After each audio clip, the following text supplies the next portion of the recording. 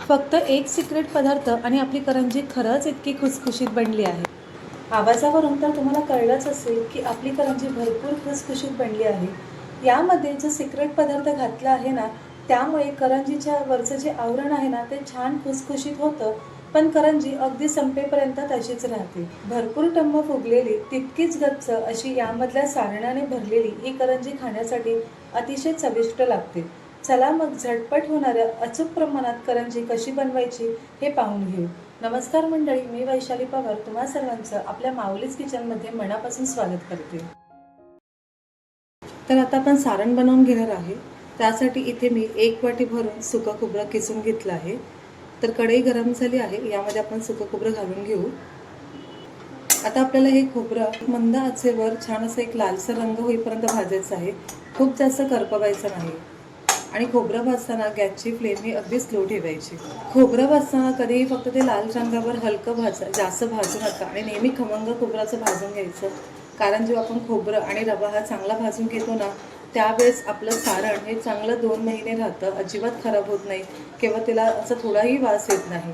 त्यामुळे सर्वात महत्त्वाचं आहे की तुम्ही हे मंद आचेवर छान भाजून घ्यायचं. तर इथे साधारण 2 ते 3 मिनटं झाले आहे आणि तुम्ही पाहू शकता की आपलं खोबरं हे छान असं भाजून घेतलं आहे. अगदी हलका याला लाल रंग आला आहे. यापेक्षा जास्त भाजू नका. आता आपण हे जे भाजून घेतलेलं सुकं खोबरं आहे हे एका पातेल्यामध्ये काढून घेऊ. तर इथे तुम्ही पाहू शकता की आपण खोबरं छान भाजून घेतलं आहे आणि पातेल्यामध्ये काढलं आहे. आता याच कढईमध्ये आपण तूप घालून घेऊ. तर इथे मी 3 चमचे इतकं तूप घालून घेत आहे. आता यामध्ये हा बारीक रवा मी घेतला आहे. अगदी 0 नंबरचा हा रवा आहे आणि रवा आपल्याला अर्धी वाटी घ्यायचा आहे. तर तूप गरम झाला आहे, यामध्ये आपण रवा घालून घेऊ. तर आपल्याला रवासुद्धा छान सोनेरी रंगावर आणि फुलेपर्यंत भाजून घ्यायचा आहे. जसं की मी तुम्हाला सांगितलं की आपण जेव्हा खोबरं आणि रवा चांगला भाजून घेतो ना, तेव्हा आपलं सारण हे चांगलं 2 महिने टिकतं, अजिबात खराब होत नाही. तर इथे मी रवा मंद आचेवर छान भाजून घेत आहे. तर इथे आपला रवासुद्धा मस्त असा लाल रंगावर भाजला आहे. आता रवा भाजला की नाही हे कसं ओळखायचं? तर रवा भाजला की घरामध्ये मस्त असा एक सुगंध दरवळतो. शिवाय भाजताना तो अगदी हलका हलका होतो. तर इथे रवा छान भाजून झाला आहे. आता आपण हा भाजलेला रवासुद्धा काढून घेऊ. तर ज्यामध्ये आपण हे सुकं खोबरं काढलं होतं त्यामध्येच आम्ही रवा काढून घेत आहे. आणि हे पाहू शकतात मस्त असा लाल रंगावर रवा भाजून घेतला आहे. तर प्रमाण लक्षात ठेवा, जर 1 वाटी गच्च करून सुकं खोबरं घेतलं तर त्यामध्ये तुम्हाला अर्धी वाटी हा बारीक रवा घ्यायचा आहे. तर इथे मी कढईमध्ये पुन्हा फक्त 1 चमचा इतकं तूप घालून घेत आहे. आणि तूप तुम्ही पाहू शकता पातळ आहे, त्यामुळे 1 चमचाच घेत आहे. घट्ट असेल तर थोडंसं कमी घ्या. आता या सारणामध्ये आपण सगळ्यात खास पदार्थ घालणार आहे, तो म्हणजे हे खसखस. तर इथे मी खसखस 1 चमचा घेतली आहे आणि आपल्याला खसखससुद्धा छान अशी लाल रंगावर भाजून घ्यायची आहे. खसखस नक्की घाला, यामुळे सारणाला खूप छान चव येते. तर आपल्याला मंद आचेवर ही खसखस भाजून घ्यायची आहे. तर इथे आपली खसखससुद्धा छान भाजून झाली आहे. एक लाल रंगावर मी भाजून घेतली आहे. आता गॅस बंद करून घेऊ. तर इथे मी गॅस बंद करून घेतला आहे. आता यामध्ये आपण 1 चमचा चारोळे घालून घेऊ आणि अगदी थोडेसे मनुके घालून घेऊ. एक मूठभर इतके मनुके असेल. तर याला फक्त आपण खसखससोबत थोडंसं परतून घ्यायचं. कढई गरम असल्यामुळे यामध्येच परतून घ्यायचं. तर 1 मिनिटभर हे परतून झाल्यावर आपण ज्यामध्ये रवा आणि खोबरं काढलं आहे त्यामध्ये हे काढून घेऊ. हे पहा, यामध्येच मी हे काढून घेत आहे. तर इथे आपण हे सर्व सारण छान असं भाजून घेतलं आहे. खसखसमध्ये मनुके आणि चारोळे आपण फक्त 1 मिनिटभर परतून घेतल्यामुळे काय होतं की आपलं सारण हे चांगलं राहतं, मस्तपैकी 2 महिने आरामात टिकतं. आता यामध्ये आपण घालणार आहोत अर्धा चमचा इथे वेलची पूड आणि यामध्ये जायफळ पूडसुद्धा आहे, तर ती घालून घेत आहे. सर्व छान असं एकजीव करून घ्यायचं. 1 वाटी पिठी साखर घेतली आहे. मगाशी ज्या वाटीने आपण रवा आणि सुकं खोबरं घेतलं होतं ना, त्याच वाटीने इथे मी 1 वाटी हलक्या हाताने भरून फक्त पिठी साखर घेतली आहे. आता गोड तुम्ही तुमच्या आवडीनुसार कमी जास्त करू शकतात. जर तुम्हाला कमी गोड आवडत असेल तर थोडीशी कमी घेतली तरी चालेल, किंवा थोडं गोड आवडत असेल तर 1 वाटी आणि पुन्हा यामध्ये थोडीशी अजून पाव वाटी तुम्ही घालू शकता. पिठी साखर घेताना फक्त चाळून घ्या, कारण त्यामध्ये गुठळ्या असू शकतात। आता हे सर्व छान एकजीव करून घ्यायचं। करंजी बनवताना त्यामधलं जे सारण असतं ते नेहमी परफेक्ट असेल की करंजी खाण्याची मजाच वेगळी आहे। यामध्ये तुम्ही तुमच्या आवडीनुसार अजून काही ड्रायफ्रूटसुद्धा घालू शकतात, काजू, बदाम आणि इतरसुद्धा पिस्ता वगैरेसुद्धा तुम्ही घालू शकता। आणि काहीच नसेल तर चारोळी आणि मनुके हे नक्की घाला। तर करंजी बनवण्यासाठी इथे आपलं परफेक्ट असं हे सारण तयार झालं आहे। एखाद्या एअरटाईट बॅगमध्ये किंवा हवाबंद डब्यामध्ये हे सारण तुम्ही ठेवू शकतात, आरामात 2 महिने राहतं। हे पीठ मळण्यासाठी मी मगाशी ज्या वाटीने आपण खोबरं घेतलं होतं, रवा घेतला होता, त्याच वाटीने सुरुवातीला 1 वाटी इथे मी मैदा घेतला आहे आणि इथे मी पुन्हा अर्धी वाटी इतका मैदा घेतला आहे। तर सुरुवातीला आपण 1 वाटी आणि हा अर्धी वाटी असं आपण 1.5 वाटी इथे मैदा घेतला आहे। आता हे छान चाळून घेऊया। तर इथे मी मैदा हा चाळून घेतला आहे। आता आपण इथे फक्त 2 चमचे बारीक रवा घेतला आहे। रवा घातल्याने काय होतं की आपली जी करंजी आहे ना ही छान खुसखुशीत होते। सोबतच अगदी थोडंसं चिमूटभर इतकं हे मीठ घालत आहे। गोडाचा पदार्थ आहे, मीठ घातला की तो चवीला आणखीन छान लागतो। तर इथे सर्व छान असं मी एकजीव करून घेते। तर इथे मी जो पोहे खायचा चमचा असतो त्यानेच 3 चमचे इतकं हे तूप घेतलं आहे। आता आपल्याला हे तूप चांगलं कडकडीत गरम करून या पिठावर टाकायचं आहे। तर इथे मी तूप छान कडकडीत गरम करून घेतलं आहे। आता ह्याचं हे मोहन आपण या पिठावर घालत आहोत। असं केल्याने आपल्या करंज्या या छान खुसखुशीत होतात। गरम असल्यामुळे चमच्याने चला मिक्स करून घेऊ। तूप आणि रवा आवर्जून घाला, यामुळे करंज्यांचं जे वरचं आवरण आहे ते छान होतं। आता आपल्या हाताला हे सोसावेल असं झालं की काय करायचं, हातानेच आपण हे जे तूप आहे हे पिठामध्ये छान चोळून घेणार आहोत। तर हे बघा, अशा प्रकारे छान चोळून घ्यायचं, म्हणजे तूप सर्व पिठाला एकसारखं लागलं जातं। इथे पाहू शकतात की तूप हे मी पिठाला छान चोळून घेतलं आहे। आता याची ना आपण मूठ करून पाहू। हे बघा, अशी जर मूठ होत असेल ना, म्हणजे समजा की आपण यामध्ये तुपाचं प्रमाण घातलं आहे ते अगदी योग्य आहे। तर मी तूप, जो पोहे खायचा चमचा आहे ना, त्याने पातळ असल्यामुळे 3 चमचे इतकंच मी तूप घेतलं होतं आणि चांगलं कडकडीत गरम करूनच तूप घालायचं। बऱ्याचदा असं होतं की आपण आहे ना तूप घालून, रवा घालून आपल्या करंज्या या 15 दिवसानंतर थोड्याशा अशा हलक्याशा नरम व्हायला सुरू होतात, त्या संपेपर्यंत अशा खुसखुशीत राहत नाही। त्यासाठी इथे आपण एक मस्त असा एक सिक्रेट पदार्थ त्यामध्ये घालणार आहे। तर तो सिक्रेट पदार्थ आहे ही पिठी साखर। तर इथे मी फक्त 1 चमचा इतकी पिठी साखर घेतली आहे। पिठी साखर घातल्याने आपल्या करंज्या संपेपर्यंत चांगल्या महिन्याभर त्याच्यावरचं जे आवरण आहे ते छान खुसखुशीत राहतं।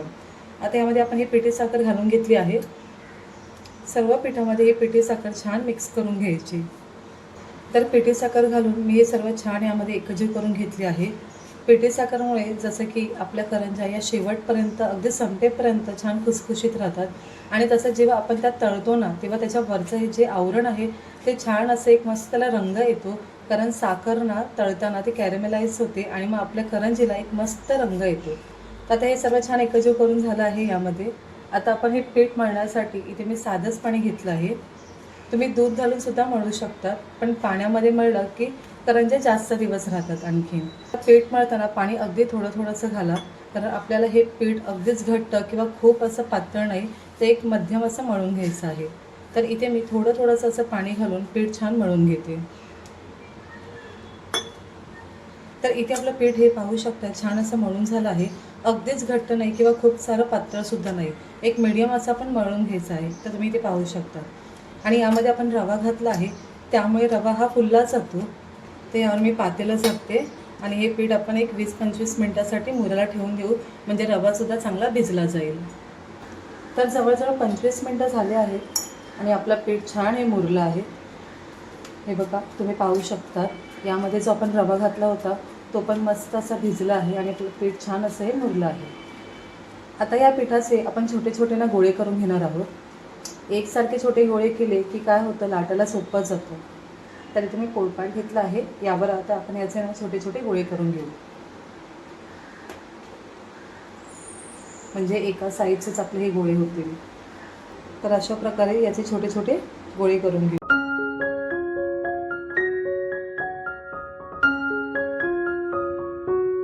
आपलं हे पीठ आहे ना छान मुरलं आहे आणि पाहू शकतात मस्त असं आपलं हे पीठ तयार झालं आहे। अगदीच घट्ट नाही किंवा खूप पातळ नाही. जसं करंजीला पीठ लागतं अगदी तसं आपलं हे पीठ तयार झालं आहे. आता अशा प्रकारे सर्व पिठाचे मी व्यवस्थित गोळे करून घेते. तर इथे मी सर्व पिठाचे व्यवस्थित असे गोळे करून घेतले आहेत. आता आपल्याला लाटून घ्यायचं आहे.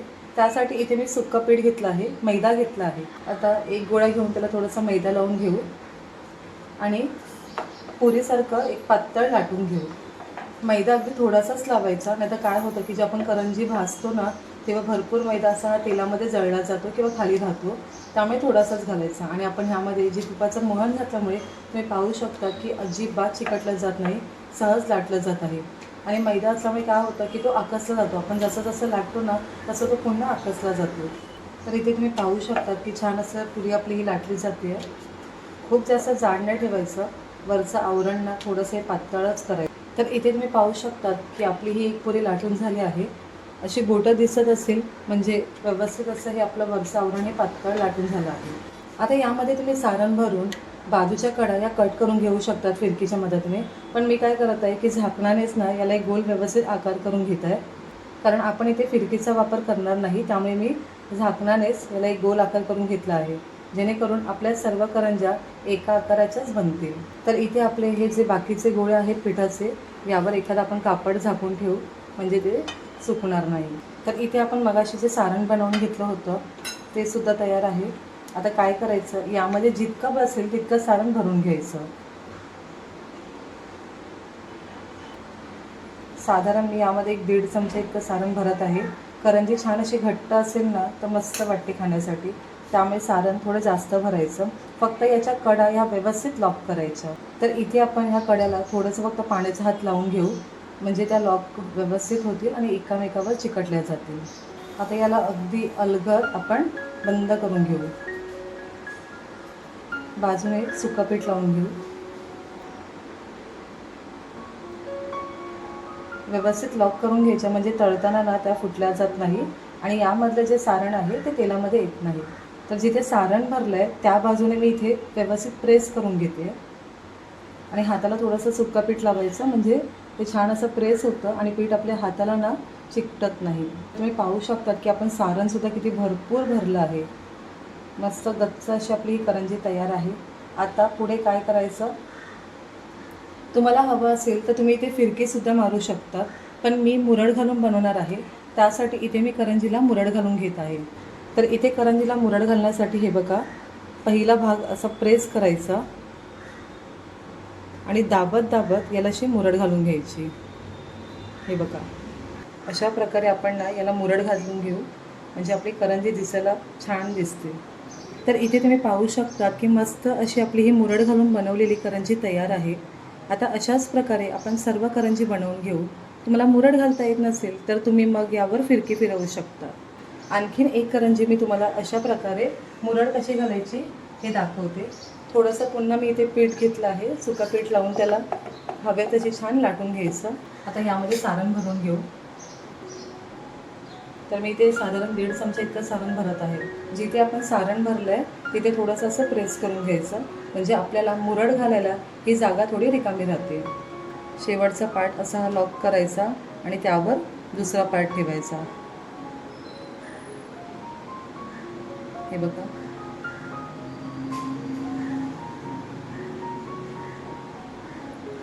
दिसायला सुद्धा खूप सुंदर वाटतात या मुरड घातलेल्या करंज्या. तर सर्वात शेवटी हे जे जास्तीचं पीठ आहे हे काढून टाकायचं. तर इथे आपली दुसरीसुद्धा मुरड घालून बनवलेली करंजी तयार आहे. मला जवळून दाखवते. तर इथे पाहू शकतात की मुरड घालून बनवलेली करंजी दिसायला किती सुंदर वाटते. आता अशा प्रकारे आपण सर्व पिठाच्या मस्त मुरड घालून करंज्या बनवून घेऊ. तर इथे तुम्ही पाहू शकतात की सर्व करंजीला मस्त बघा मी मुरड घालून घेतली आहे आणि मुरड घातल्यामुळे खरंच किती सुंदर आणि रेखीव वाटत आहे आपली करंजी. आता मी इथे सर्व करंज्या एका वेळेस बनवून त्या तळून घेणार आहे. तुम्हाला जर असं वाटत असेल की अर्ध्या बनवून अर्ध्या तळायच्या, मग तुम्ही तसंही करू शकता की अर्ध्या बनवून घ्या, मग तळून घ्या, मग उरलेल्या पिठाच्या पुन्हा करंज्या बनवा. तर इथे कढईमध्ये तेल गरम करायला ठेवलं आहे. आता तेल गरम झालं की नाही हे पाहून घेऊ. यामध्ये असं थोडंसं इथे मी पिठाचा गोळा घालत आहे. जर तो असं पटकन वर आला म्हणजे आपलं तेल एक मध्यम गरम झालं आहे. खूप जास्त कडकडीत तेल गरम करू नका, नाहीतर करंजी ना पटकन अशी जळली जाते किंवा वरून ना खूप भाजली जाते. आता यामध्ये आपण या करंज्या सोडून घेऊ आणि आपल्याला मीडियम फ्लेमवरच या करंज्या छान दोन्ही बाजूंनी हलका सोनेरी रंग येईपर्यंत तळून घ्यायचे आहे. करंजी सोडली की त्यावर असं तेल सोडायचं, म्हणजे करंजी छान अशी फुगलीसुद्धा जाते.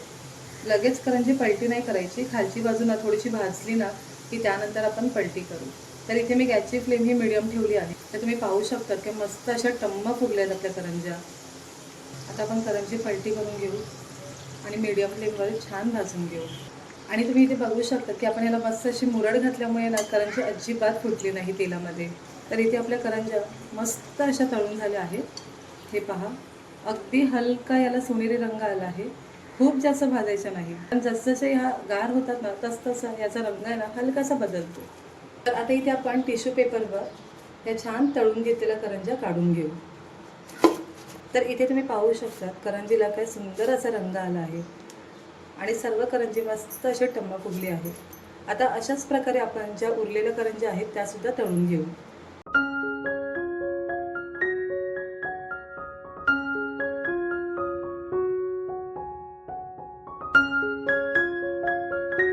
तर इथे पाहू शकता की आपल्या यासुद्धा करंज्या मस्त अशा तळून झाल्या आहेत. अगदी पटकन होतात, जराही वेळ लागत नाही आणि मस्त असा एक हलका सोनेरी रंग आहे. सर्व करंज्या किती मस्त अशा फुगल्या आहेत. एकही करंजी आपली तेलामध्ये उघडली नाही. मुरड घातल्यामुळे मस्त अशा या छान टम्म फुगल्या आहेत आणि दिसायला सुद्धा मस्त रेखीव वाटत आहे. तर इथे पाहू शकतात आपल्या सर्व करंज्या मस्त अशा तळून झाल्या आहेत आणि याला घातलेली ही मुरड पहा.